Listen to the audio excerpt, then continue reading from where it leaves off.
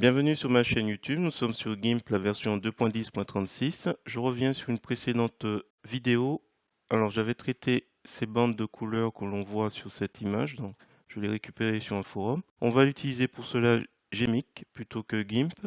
Donc dans Filtre GMIC Qt, donc j'ai la version 3.3.5. Il va me permettre, grâce au filtre Bending Denoise, vous recherchez ici, Bending Denoise, on va tirer sur ce paramètre, on s'assure que le aperçu est coché et on va faire un gros plan sur sa cuisse où c'est assez visible. Alors là, c'est normal, on voit rien, c'est mes essais précédents. Je remets les paramètres par défaut et comme ça on voit un petit peu chaque paramètre. Donc on a VH cutoff. Donc là on a un petit peu ce qu'on pourrait appeler, je pense, la fréquence de coupure des bandes. Alors j'ai l'impression que entre 0 et maximum 4, on a quelque chose. Donc 0. Donc si je fais un clic bouton droit de la souris, on voit avant, après. Et si j'augmente trop H cutoff, il va réapparaître. Donc là, il ne faut pas dépasser, je pense, 4. Alors je mets à 0 pour ça. Le V n'a pas trop d'importance au niveau vertical. Je le touche quand même un peu. Le space, on a la sensibilité, je pense, de la détection. Donc on va voir un petit peu sensibilité. Alors on pourrait se dire en augmentant énormément, est-ce que ça change quelque chose?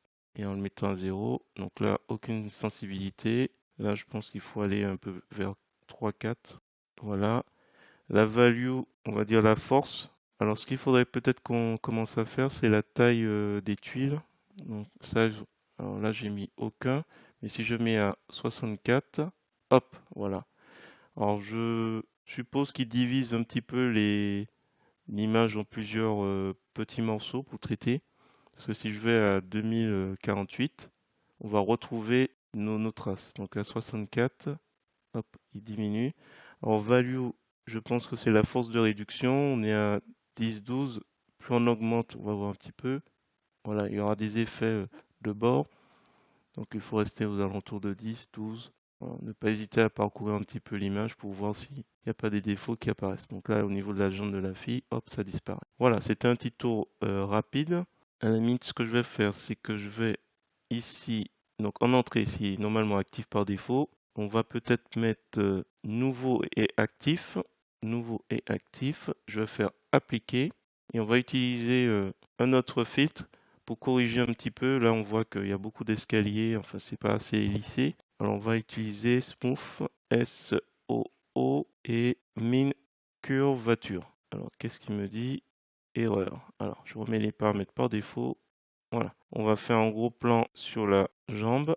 Les paramètres par défaut nous montrent les effets. Donc, si je neutralise, donc avant, après. Et donc là, est-ce qu'en jouant sur Time Step, est-ce qu'on peut jouer un peu sur l'intensité du lissage? Donc, si je descends, j'imagine que ça revient un peu plus.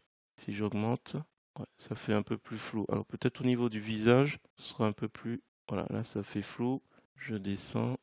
Alors des fois on ne sait plus trop comment c'était avant, donc je fais un clic bouton droit de la souris pour voir avant, après. Là l'itération, le nombre de fois qu'on applique l'algo, alors, hop, 6. Et je pense de toute façon au niveau des paramètres, de ce que je comprends, il n'y a pas trop de marge de manœuvre, hein, si on veut pas trop détruire, dénaturer l'image.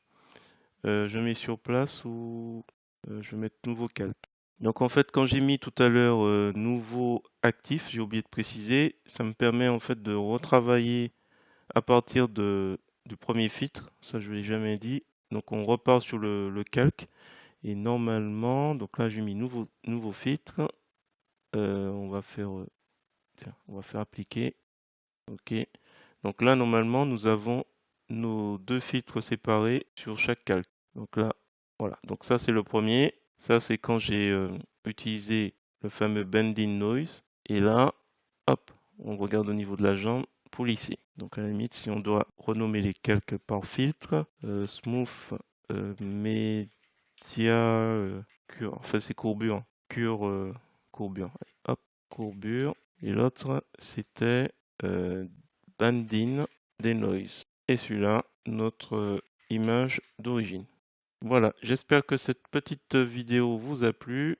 Donc avant avec Bending des Noise et ensuite le lissage. Ça a l'air un petit peu plus rapide et plus intéressant peut-être que la précédente vidéo. Voilà, donc ça revient un petit peu à être un peu plus rapide. Si vous avez apprécié cette vidéo, je vous remercie de me mettre un pouce vers le haut et de me laisser un commentaire.